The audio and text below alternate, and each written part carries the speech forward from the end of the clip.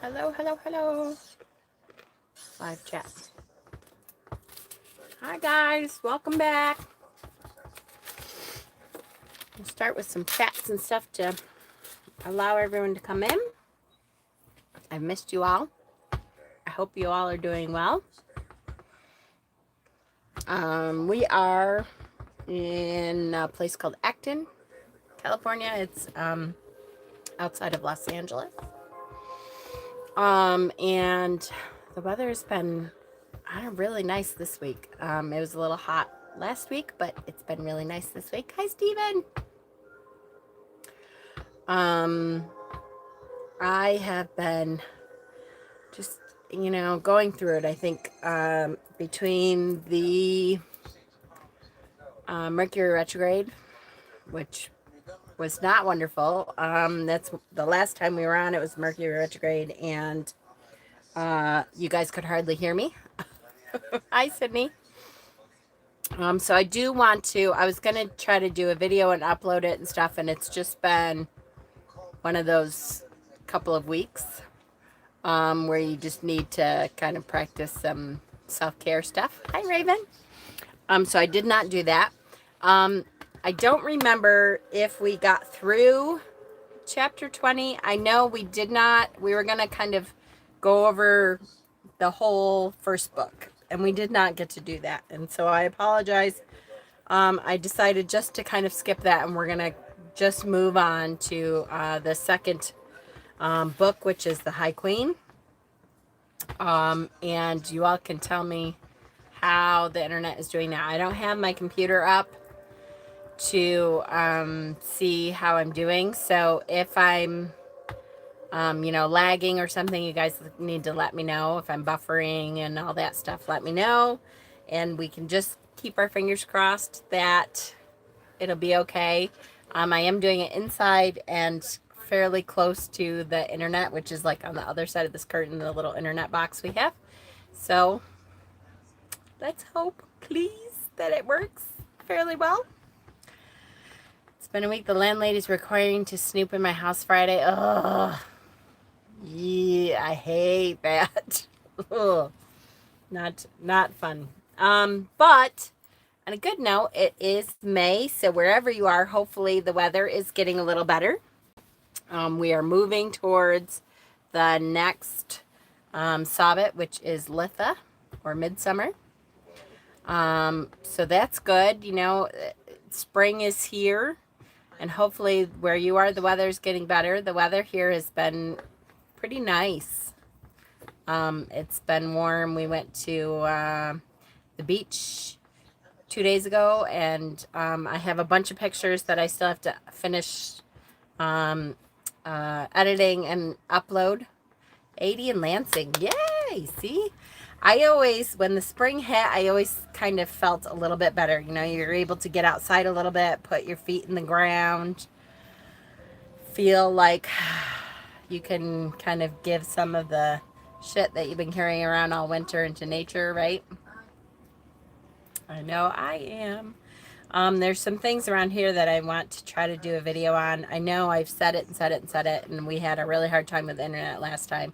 And this time I will say, is better because of our box. But this park in particular is kind of a pain in the ass. They don't even have free internet like at their lodges, which is like every place we've gone has at least free internet at the lodge.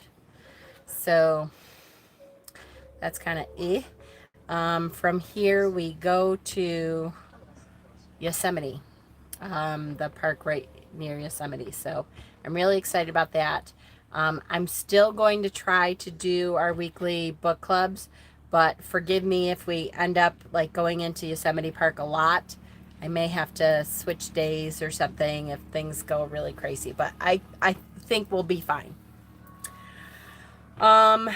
What else is going on? Let me think. I have so many videos left to do. I'll be honest, it's gotten to the point where I don't know anymore. I don't know how to say this, but I don't really know anymore if there's a need for my channel. There's so many channels out there now that I thought, I don't know, I'm kind of looking inward to see if I'm going to continue to do videos, what they're going to be about. So I have like a whole bunch of outlines for videos that I think I'm going to be doing, but I don't know. We'll see. I'm going to try to let the universe tell me what it is. Right? Do I believe? Well, that's good. We'll see. I need to at least start and start to do them again and see how I feel once that happens. I just don't want to spend a whole lot of time doing videos and then feel like I don't have a whole lot to add to the conversation anymore. You know what I mean? We'll see.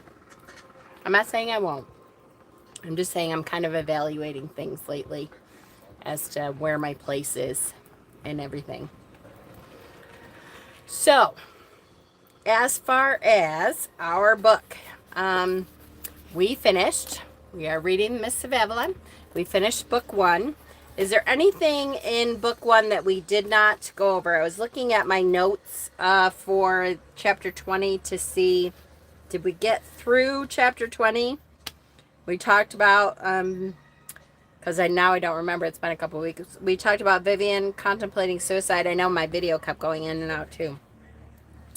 For the first time ever, because she feels very bad. She feels guilty about what happened to Morgane. And so that was a huge deal. It ends chapter 20. The first book ended with Morgane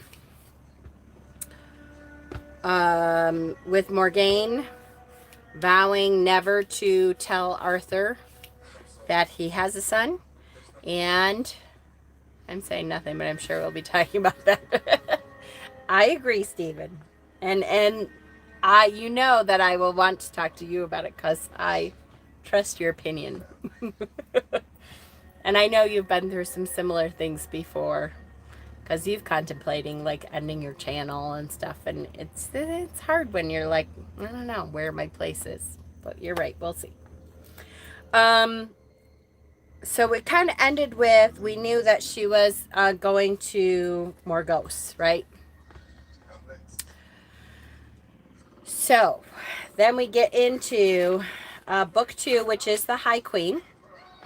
Book 2 opens, and Morgane is still pregnant, and she is living with her aunt Morgause, and she is miserable, right? So, and again, hold on, let me do my little warning ahead of time. This is full of spoilers. So if you have not read 1, 2, and 3, chapters 1, 2, and 3 of the High Queen, the second book of the Mists of Avalon, then now is your time to jump off, because we're going to talk all about those 3 chapters and what has happened and kind of evaluate what's going on. Okay, so chapter 1, we start with Morgane is still pregnant. She's very pregnant. She's living with Morgause, her aunt Morgause.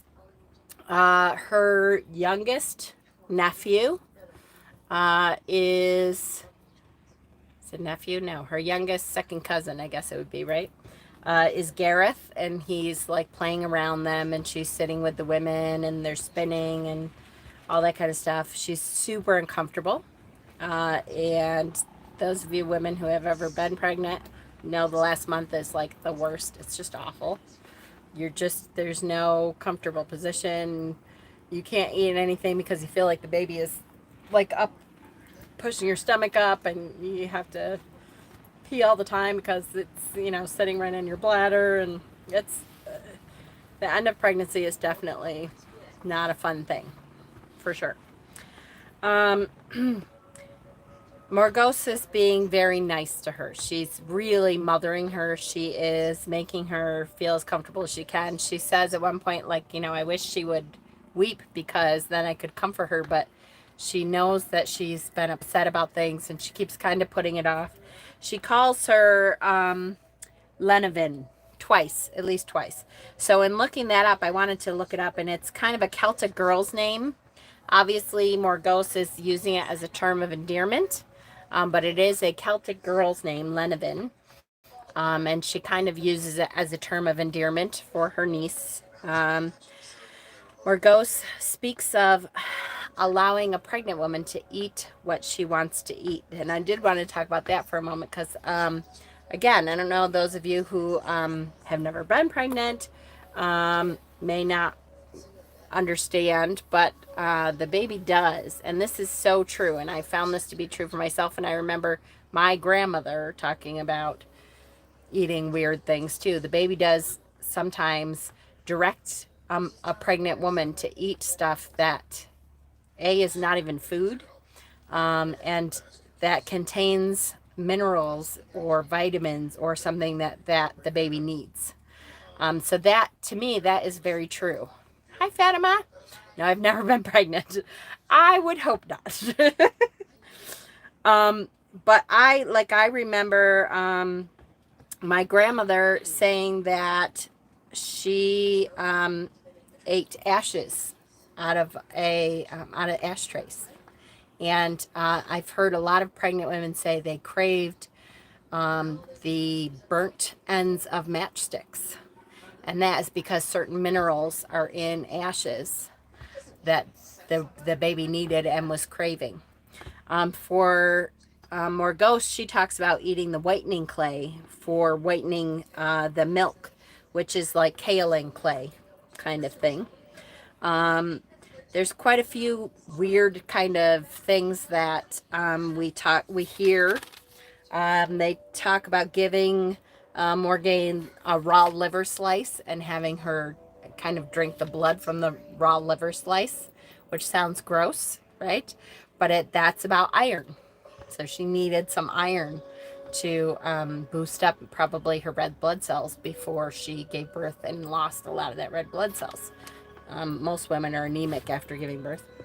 Morgause also gives her rosehip tea, which she says is really sour, but she can't get enough of it. There's some kind of mineral or vitamin in the rosehip tea that her body knows she needs. So even back then, pregnant women were eating and drinking things that seemed very odd, but is a thing. It's a thing. Nature will tell you what it is you need, even if that something is not necessarily a food item. Now, I'm not saying to go eat something that would be poisonous, obviously. But if you find yourself pregnant, or your partner is pregnant, or your daughter is pregnant, or yes, they are very high in vitamin C, and you find that they are craving something that seems odd to you, you might want to look up what ingredient, what mineral, what vitamin, what thing is in that perhaps the baby is needing. And if you know pregnant women at all, you probably won't have to worry about that because the baby dictates. I was eating things that I thought I would never eat when I was pregnant that I knew I didn't like. That it just happens, right? Okay, so then there's all kinds of signs of labor, and I'm going to set that aside, and we're going to talk about that when we talk about her going into labor. But Morgause starts to comfort her. She hugs her. She holds her while she's crying. She plaits her hair, which means braiding. She braids her hair. And then Morgane's water breaks. They bring in the hunt. They eat a bunch of things, and Morgane, super embarrassed, thinks she's wet herself, which means that, again, kills me that these women, you would think these women would talk to her about what to expect. Poor Morgane. And Igraine was the same way when she, went into labor, but nobody has told her what to expect. Now, I'm sure she got at least some education from Avalon, thank goodness. But she doesn't understand the signs of labor. She doesn't understand what is happening when her water breaks. And knowledge is power. I do feel like the more you know about, the less frightening it is. It's always going to be, any new experience is going to be frightening no matter what. But the more knowledge you have on it, the less frightening, hopefully, it would be. So I wish they would have talked to her about it. So they carry Morgaine away. They help her on either side. She's very weak. And Lot stays behind and says to Morgause before Morgause leaves, suggests that perhaps it would be a good idea if Morgaine's son happened to die. So what's funny to me is that at first Morgaine is mortified, that she's like, oh, how dare you say that? Like she's never thought about that or planned anything out that was evil like that or anything. Morgause is not innocent by any means. And so she kind of acts like, oh, how dare you say that? And Lot says, I'm not saying to... She was all day and didn't know. Exactly. This message held for review. Lot is a pain in the show. Oh gosh, really? Inappropriate messages. I hate YouTube sometimes. So Lot says, well, I'm not saying to kill the baby outright, but if you just let it die, if you happen to have to take care of Morgaine so much that just you forget about the baby and the baby just dies because you don't take care of it, then, our son would then become the next heir.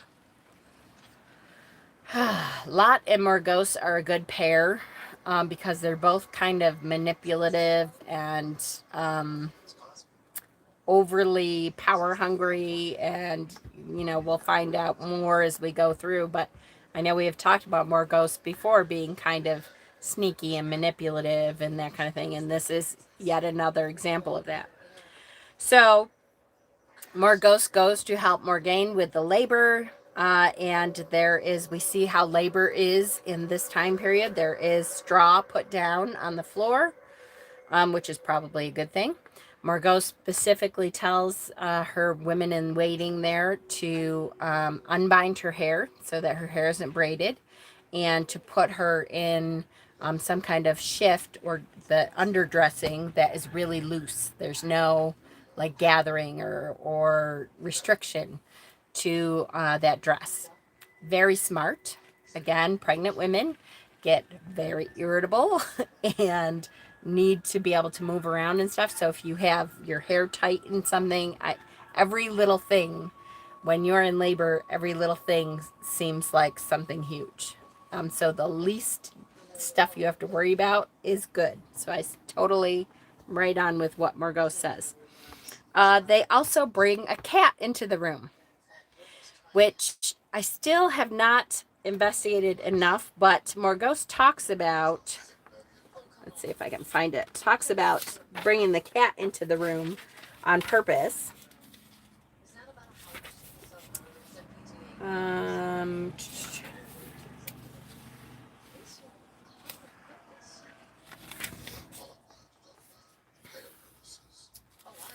She says,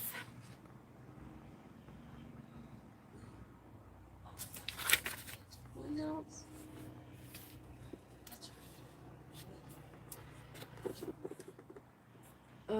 Where is it?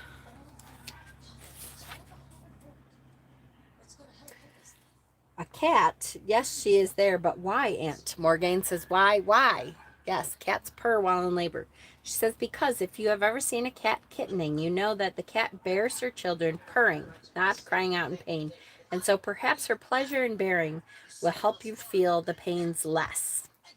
So it's like a birth magic to have, yes, it's a form of birth magic to have a cat in there to remind us maybe that to bear the birth pains like a cat would and purr instead of crying out in pain. When I thought about that. I thought, all right, there is something to be said for that, because when you are in labor, they tell you really screaming. I mean, if you feel that it helps you to cope with it, that's fine. But really, your energy should not be put forth outside of yourself in screaming. You're supposed to kind of pull that energy in so that it helps you with the birth. So you'll hear women like do kind of a purr in their throat. Oh, come on. Show. Show. Thank you. So no, I the messages.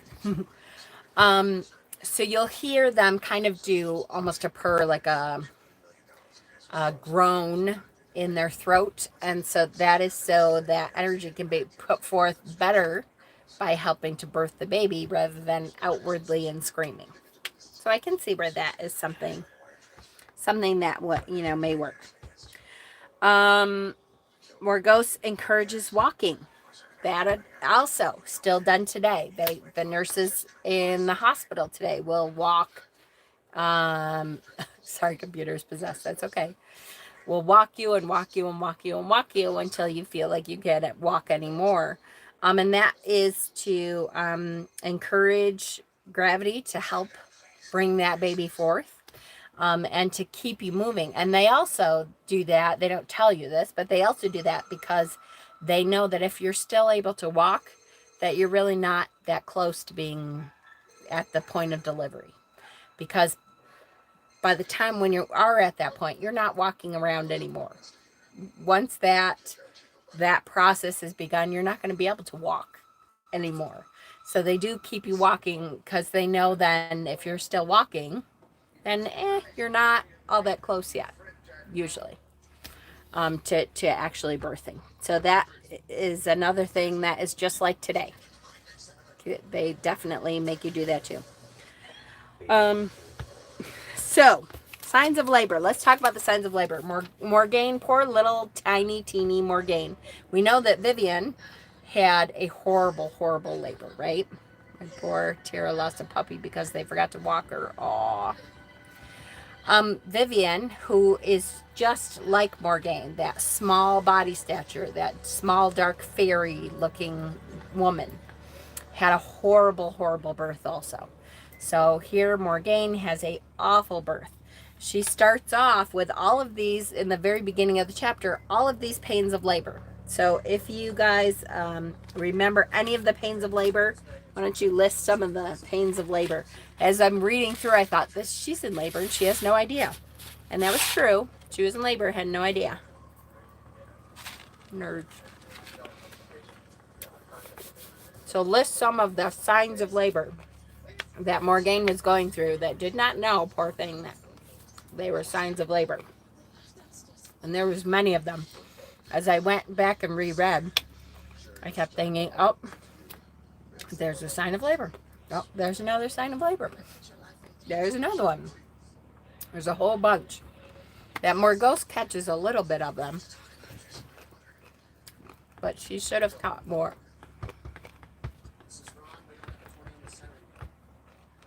Big baby, little mom. Exactly. And this is a bigger baby, a smaller mother, which means labor is awful and horrible. Pacing. Yep. So she's pacing around, unable to stay still. Definitely. I'm going to read some of these, and I'm sure you guys will get some of them. Back pain. She says several times she's holding her back. A lot of women have labor low in their back.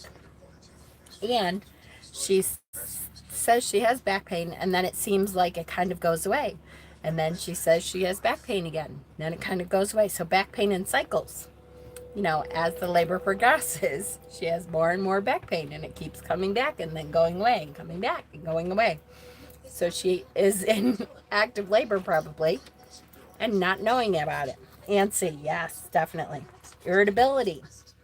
She, Gareth is asking her to make a little figure for her, and they want her to sing and play the harp and stuff. And she's like, look, back off. I'm not in the mood for this crap, right? Not eating. Like I said, when that baby is coming soon, it's like right kicking your stomach, and it's sitting right on your bladder, and so you end up not eating very much because anything you eat, it feels like it's sitting up here, like you have heartburn all the time. It's awful. Morgos notices that she's carrying low, so very often right in the couple days before birth or right the day of birth, that baby will drop, and all of a sudden it's been, very big up here, and you'll notice, wow, wait a second, it's like between your knees, it seems really low. Cold hands. She talks about having her hands are freezing, and that's because the blood is pulling away from your extremities, and all that blood is going towards the placenta to get ready to do its job to expel this child. She has the sight, which very, very often women that are near labor or during labor have a version of the sight. And so she has a specific sight. She says, peace, but he will die in the hands of his dearest friend. So we don't know for sure who she's talking about, but that will come up again. I was going to do a thing where it would be good if we could start to write down all of the visions, the instances of sight that Igraine, Vivian, Merlin, and now Morgaine, all of the sights that all of these women and Taliesin have had, and talk about, do they all come true? That would be a good kind of study in this. And vivid dreams. She has these vivid dreams right before she goes into labor also, which is also another sign of labor.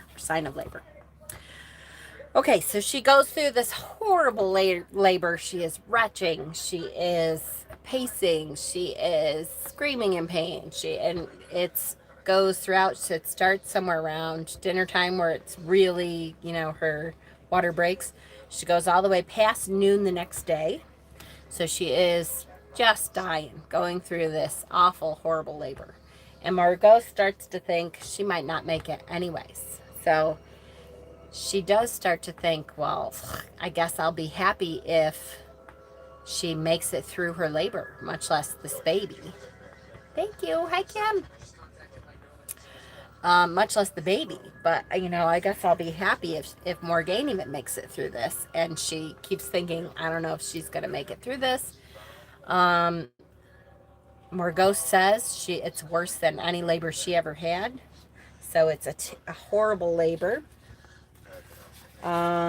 She goes out and talks to Lot at the time, who is like, really? It's that bad? Yeah, it's really that bad. And finally, she has this baby. She has a son. It is a son. And she falls down with total exhaustion. And Morgause starts looking at this baby and starts thinking about this baby and thinks, wow, this baby kind of looks like Lancelot. I wonder if this is Lancelot's baby, which would be a double bloodline, the double royal blood, because Lancelot is Vivian's son. That would also give this baby a double royal bloodline. And starts thinking, you know what? If this baby is Lancelot's, I might be able to get rid of it. I might not feel so bad if I got rid of it. And why? Why does she think that? Why is it okay for her, in her mind, to kill Lancelot's baby? The reason is she's jealous, because it would be the double bloodline. She's jealous of, because Arthur is a lot closer to Lancelot than to her son Gawain. And she believes that Gawain should be next in line. Her and Lot have done a lot to try to put themselves into a position where they have the next in line for the throne. It's very disheartening, right? I mean, here Morgause is talking about how she loves Morgaine, and then how she could do this to her and, potentially kill her baby just because it's Lancelot's, is very disheartening. So she decides to use sorcery to see. She doesn't know the site very well. She's only had it a couple times, but she decides to use a specific spell, sorcery, to try to see who the father is, because Morgaine has not told her. And she's asked her several times, and Morgaine keeps kind of pushing aside and saying she doesn't really know. It, you know, someone who came to her at Beltane, so she doesn't even know who it is. And Morgause knows that she's lying. So she decides to use sorcery, and she sees that Arthur is the father. And when she sees that, Morgaine wakes up after giving birth and sees her using her sorcery ways, and knows that she knows now who the father is. So she immediately makes her swear that she cannot ever tell Lot or anyone, or she will curse Morgause, right? And she says, I will curse you with everything I know, everything I have. You cannot tell anyone. You have to swear to me. And Morgause at first doesn't want to swear to it, right? She kind of tries to go around, oh, it's okay. It's no big deal. She kind of puts it off like, oh, why would I do that? I wouldn't, it's okay. But Morgaine is very serious about making her swear, and she does make her swear. She finally makes her give in, and she says, yes, okay, I swear. I will never tell anyone, including my husband Lot, that the child is Arthur's. And she knows kind of why Morgaine doesn't want to say anything, right? Because they're brother and sister, kind of creepy. So she definitely is like, you can't say anything though, or I will curse you. And Morgause believes the curse thing and says, okay, I won't say anything. However, what Morgaine does do is bad enough. Morgaine starts to think, if I send the baby away right away and the baby gets a wet nurse, then Morgaine won't bond with it. And Morgaine won't really want it. And it can be fostered here. And then we can keep this baby here as kind of a weapon against Arthur. Which is so manipulative and awful, to use a baby as a weapon, right? But we know Morgause. This is what she's done. Cruel. She has done this. This is how she thinks. She wants her own children in there. And it's certainly not like this has never happened. We know that in royal bloodlines and stuff, all kinds of stuff has happened so that they can manipulate their way into the throne. So Morgause plots to foster the baby. She doesn't let Morgaine hold the baby. She cannot even hold the baby. She says to her, Morgaine wakes up enough to say, okay, let me hold him. I want to see him. And Morgause knows that if she sees him right away, she'll bond right away. Especially if she feeds him, she'll bond right away, and she will be very tight with her son, and then she will have a really hard time fostering. So she says, you're too weak. You know, in other words, you might drop the baby. You're too weak to nurse. We'll send him away to the wet nurse once you feel better, and we'll let you see him then. But we're not going to let you see him until then. And in Morgause's mind, that is so she can, make it so Morgaine doesn't really care about this child. And hopefully Morgause's plan is that the child is fostered with her, and she is the only one who knows that Arthur is the father. We'll have to see if she accomplishes that, because then chapter 2 starts. Okay, any questions on chapter 1? Any questions at all? It was a big chapter. A lot happened. Morgause is horrible. Yeah, most Egyptian kings and queens were siblings. That's right.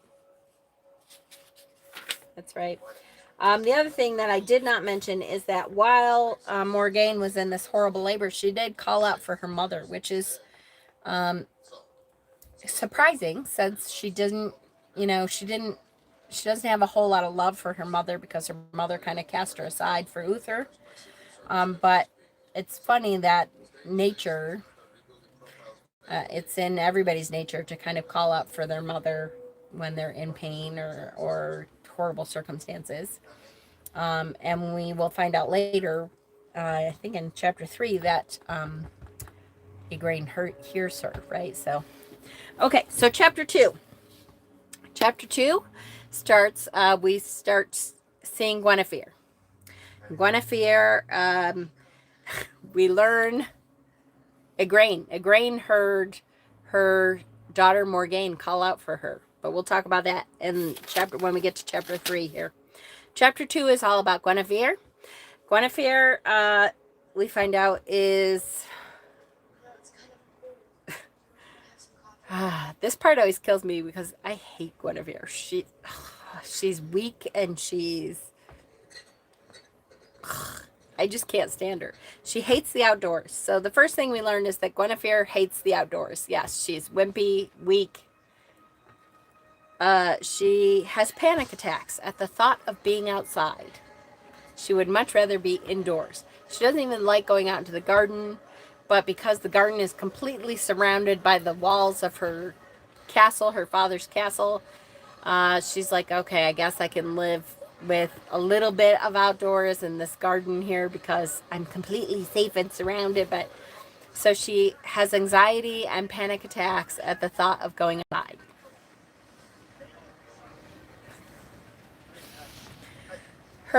Guinevere's father is King Leodegrance, and we find that Lancelot is there at King Leodegrance's castle, and he is looking at King Leodegrance has wonderful horses. He has all kinds of really cool horses, and of course that's why Lancelot is there. He's looking at these horses for Arthur, because he wants to have Arthur have all of these horses for...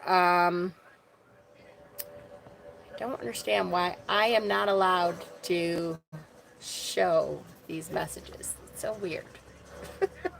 She's so stupid in writing, right? Lancelot is looking at these horses for Arthur's army. He wants Arthur to have these wonderful cavalry of horses and soldiers who then would have a huge advantage against the Saxons. If he can get a bunch of these horses for Arthur's army. So he's looking to King Leodegrance and trying to make some kind of deal to give him a bunch of the horses for Arthur's army. We find out that Lancelot is Arthur's right-hand man. He is closer to Arthur than any other knight.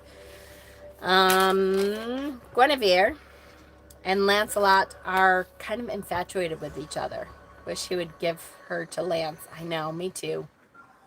So it would just make things so much easier, wouldn't it? Especially because Arthur doesn't even... At first, he doesn't know her. Wait till... we'll see what happens when Arthur meets her and stuff. But it doesn't seem like she's the kind of girl Arthur wants anyway, right?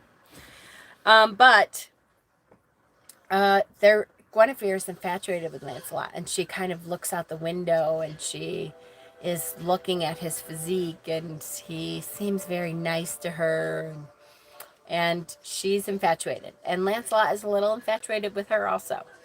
He's a little less infatuated with her than she is with him, but he is still a little bit. Guinevere says something to King Leodegrance about Lancelot, and I love Leodegrance calls her, what does he call her? That his nickname for her is awful. It is...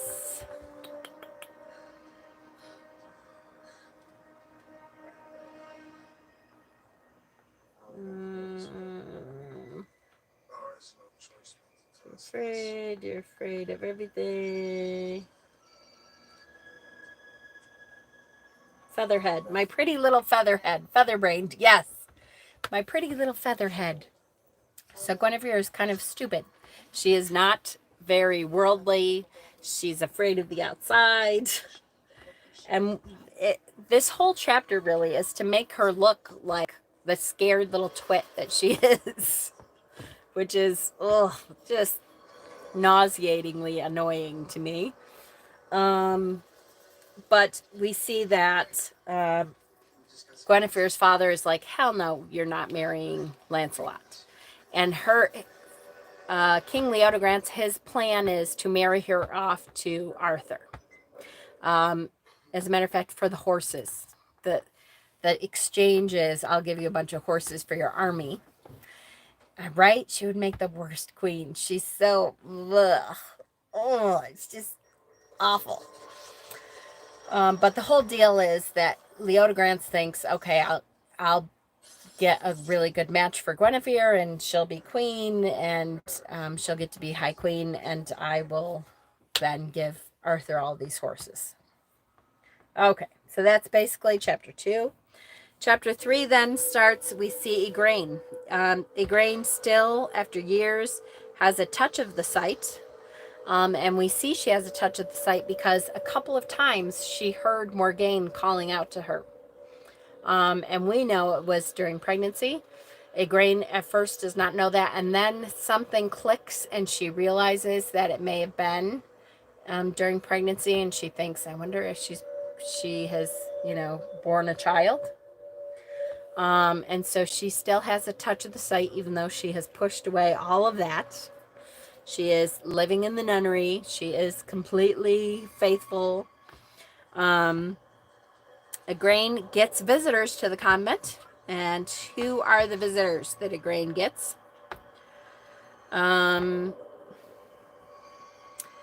It's funny that I have to find where she hears that she has visitors.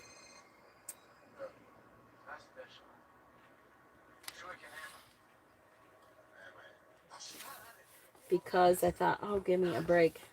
It was such a patriarchal moment yet again. There's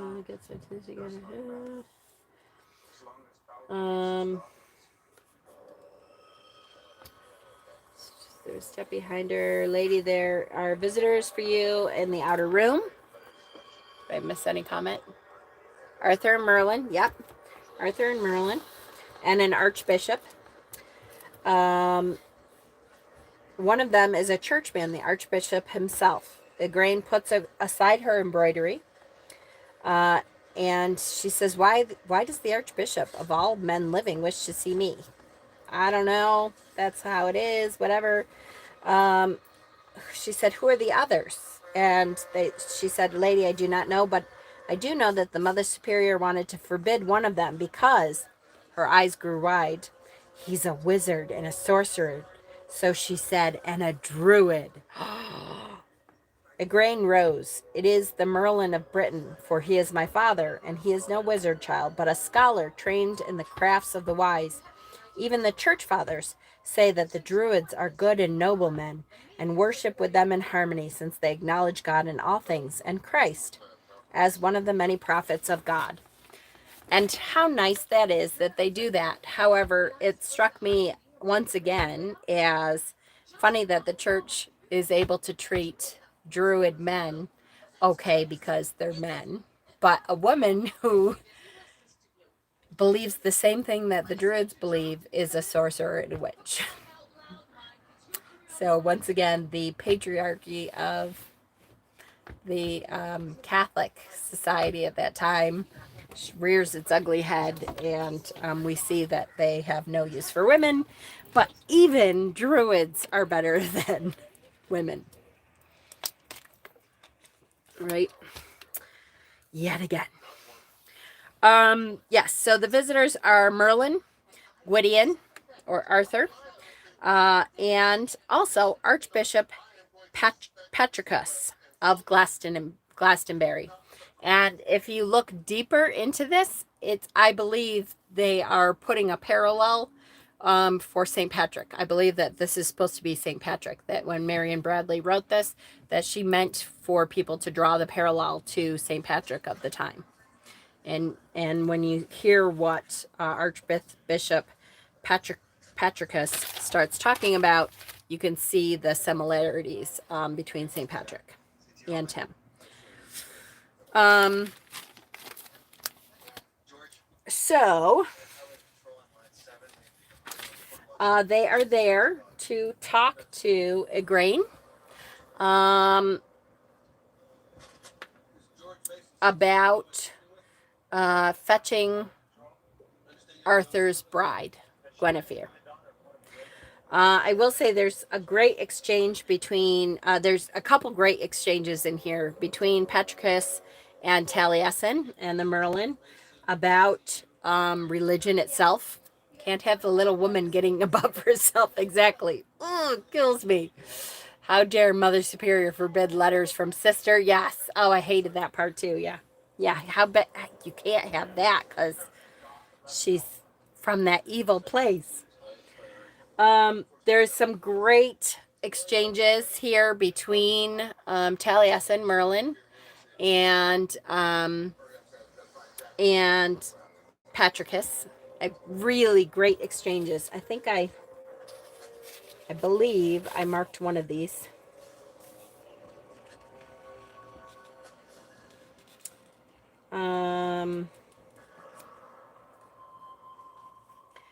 Great exchanges though. So read these again if you have not read them. There's some really good exchanges about religion specifically. Good fathers, we came not to argue about theology. So let's start here. God cannot be worshipped in symbols which are made by man.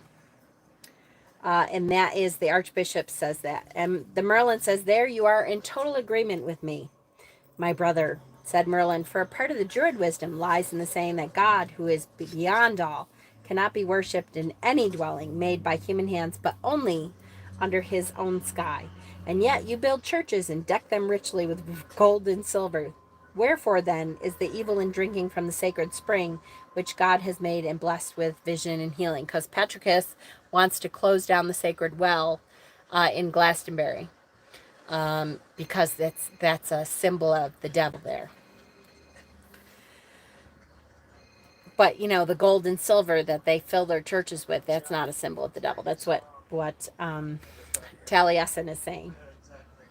And he says, the devil gives you knowledge of such things, Patricus said sternly. Ah, but God makes doubts, and the devil too, and in the end of time they will all come to him and obey his will. Arthur interrupted before Patricus could answer. Good fathers, we came here not to argue theology. True, said Igraine. We are speaking of Gawain and Morgause's other son, Agravine. Is it, and of your marriage? Pity, Arthur said, that since Lot's son loved me well, and Lot, I doubt it not, is eager to have his household heir with me to the high kingship, that Morgause does not have a daughter, so I could marry Morgause's daughter, and then hopefully Morgause wouldn't be so manipulative, basically, is what he's saying. And Patricus says, is Morgause your mother's sister? To wed her daughter would be little better than bedding your own sister. And of course, Arthur kind of looked trouble, and Igraine notices that he looked trouble, but nobody knows why still. And they have a great thing about scripture, though. Where is that? And it's about reading scripture. Oh, come on. Where is that? I thought I marked it even.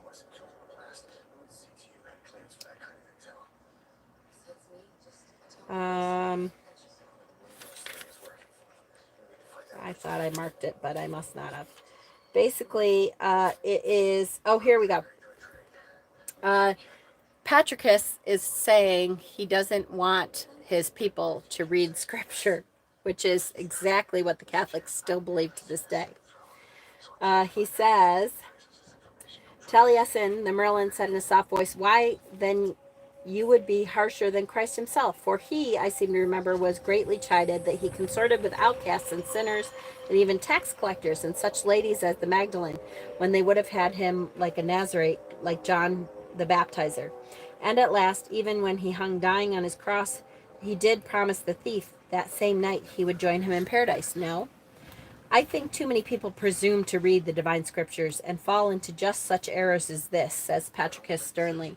Those who presume on their learning will learn, I trust, to listen to their priests for their true interpretation.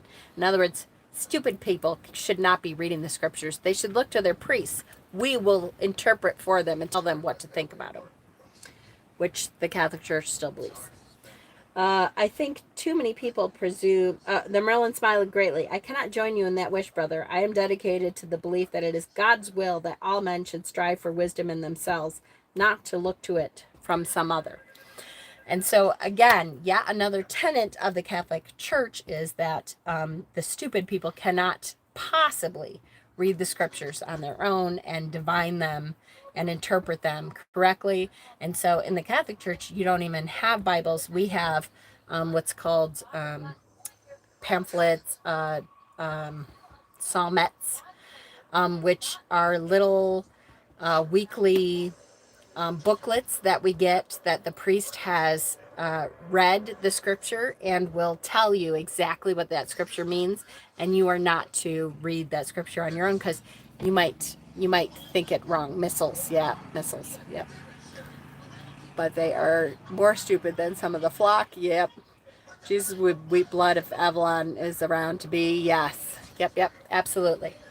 So once again, a lot of stuff that was back then still is, which should tell you.